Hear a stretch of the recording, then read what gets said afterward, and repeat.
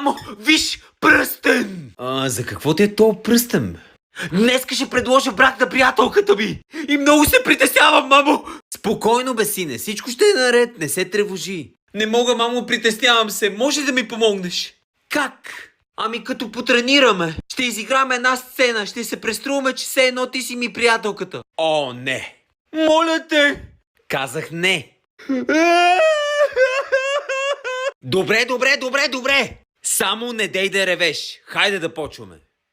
Благодаря ти много, мамо. Така, сега аз влизам, клякам на колене и ти казвам, скъпа моя жена, ще се ожениш ли за мене? Да, разбира се, скъпи, прекрасен е пръстена. Какво става тук, бе? За кой се жениш ти, бе? Скъпи, не е това, което си мислиш.